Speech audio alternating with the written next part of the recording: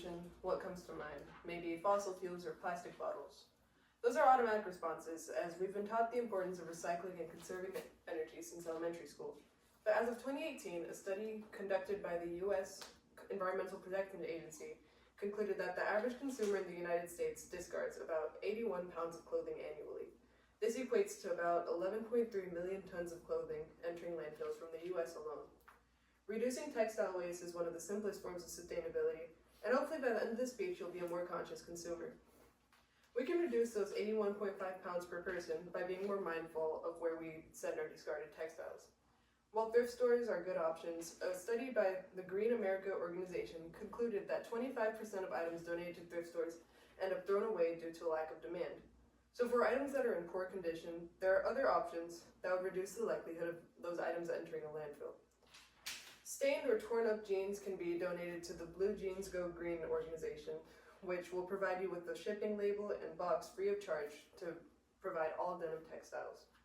There are such nonprofit organizations for jackets specifically, as well as sneakers and bags. In the case of items that are in good condition, it's a good idea to donate to nonprofit organizations, as those items will be put to a much better use. One very good example of this is the Lotus House Women's Shelter. They accept donations of towels, blankets, and clothing predominantly for babies and women. And reducing waste can be as simple as bringing your items to a drop-off box instead of a trash bin. We waste so much clothing because large clothing retail machines constantly create new designs with fabrics like nylon and polyester that are known for being created almost exclusively with plastic. Avoiding those purchases in exchange for garments made of wool, cotton, or silk guarantees that the consumer is getting high-quality products. So the next time that you're shopping for clothing, it's a good idea to make sure you're getting what you pay for. Designers like YSL, Coach, and Fendi have been found guilty for selling polyester clothing at the same prices as their cotton equivalents. So you can protest this by avoiding buying the cheap alternatives.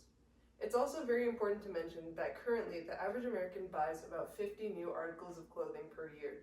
That's a lot larger than eight new products of clothing as of 1960, according to the Global Fashion Industry Study that was conducted by Vogue. You might think that the sudden spike in clothing purchases is due to demand, but that's not entirely the case. A way to ensure that you can get more use out of a garment by molding to fit you properly is by learning how to sew. These skills can be applied in many different areas of clothing and fashion by making sure that your clothes constantly fits instead of just replacing those items with other things. And with a simple needle and thread, you'd be able to create entirely new pieces of clothing that are unique to you without spending an extra penny. So reducing waste of resources starts with the consumer, and if we reduce clothing purchases of cheap or low quality materials, we'll not only be saving money, but saving our planet. Yeah. Awesome.